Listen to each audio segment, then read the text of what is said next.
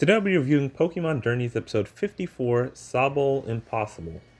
I really enjoyed this episode. It was a nice episode for Sobble, who got some character development after meeting Inteleon, who became its goal. And throughout the episode we see Sobble somewhat fanboying over Inteleon since it's cool to it.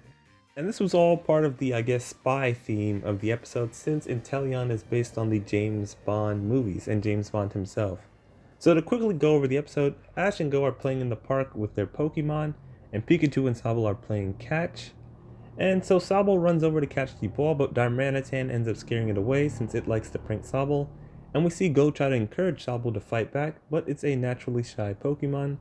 Later on we see Ren, the assistant, comes in and he tells Ash and Goh about how he saw them filming the movie Spy and Sniper in the warehouse district, and Ash has never heard of it, so Goh tells him that it's a movie starring a female spy trainer and her Inteleon, which is the final evolution of Sobble. And after hearing that, they decide they want to go and check out the movie, and when they get there they meet the director, who was in charge of the Ditto movie 2 from episode 19, I believe. So as they're watching the movie play out, Sobble is impressed, but then Team Rocket shows up and makes their appearance, and I was actually pretty happy about it since recently they've kind of just been there as like extras to fill time gaps. But in this episode, they actually played a role. So after Team Rocket revealed themselves, they pull out their vending machine, and they end up getting Houndour and Poochyena, which I guess was to fit the theme of the villains versus the heroes. So after that, Jessie sees Sobble and is like, attack the blue thing. And before they can even land a hit, Inteleon appears and protects Sobble.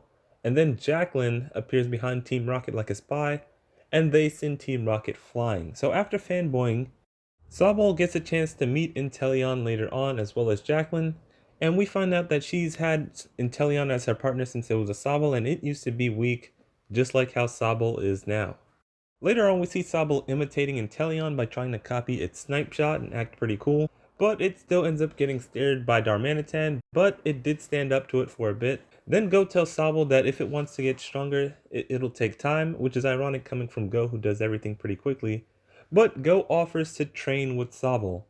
Meanwhile, Team Rocket is making plans to catch Inteleon, and while Sobble is training with Ash and Goh, Sobble just tries to avoid getting hit the whole time since it doesn't really like battling up close. So Goh says it isn't cut out for this, and I thought Goh was going backwards with his development and was quitting on Sobble like he did with Scorbunny in episode 19, but instead he's just talking about Sobble's approach to battling. So they decide to do some training that favors Sobble's approach to battling, which is running and hiding. So they decide to play tag to make use of its abilities. And I really enjoyed this since Goh didn't give up on Sobble and instead found a way to adapt to Sobble using its own abilities. And I really hope they do this with more of Goh's Pokemon later on. So after that, while they're walking, they come across the assistant director, and he's just on the floor and he says his Gothita was captured. So Ash and Goh head to the location to find out that it was only Team Rocket trying to lure out Inteleon to get cool footage of it. So Ash and Goh end up behind bars and Sobble is forced to battle on its own, which it was able to do because of its ability and Goh helping it out with Sobble's hit and run battle style. But Team Rocket actually had a counter plan to Sobble becoming invisible that was made for Inteleon. And after being pushed into a corner by Meowth and Wobbuffet of all Pokemon, Sobble ends up learning the move U-turn to save itself, which is the perfect move for it. I didn't know Sobble could learn a bug type move, but I checked and it actually can learn U-turn at level 26, although I don't think it's at level 26 right now. So after that, Ash decides to break out of the cage, which they probably could have done the whole time, but they probably didn't, so that Sobble would learn to adapt and battle on its own, which is something I thought was pretty cool. And they just send Team Rocket flying, and that ends that. Then Officer Jenny and Inteleon show up, but everything's already taken care of, so Sobble was the hero. And at the end of the episode, I like how they showed Sobble was actually able to play a prank on Darmanitan, showing us that it isn't as shy as it was before. So this was overall a pretty good episode. I like how they didn't just have Sobble evolve right away in this episode, and instead showed us it learning and growing, and it gaining confidence in itself and its ability to battle.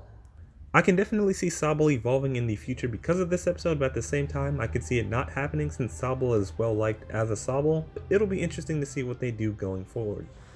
Overall, I give this episode an 8 out of 10. I like how they introduced Inteleon and Jacqueline as his trainer. Maybe we'll see more of them in the future. But with all that being said, let me know what you thought of this episode in the comment section below. Be sure to like, subscribe, and share if you enjoyed. Thanks for watching, and bye.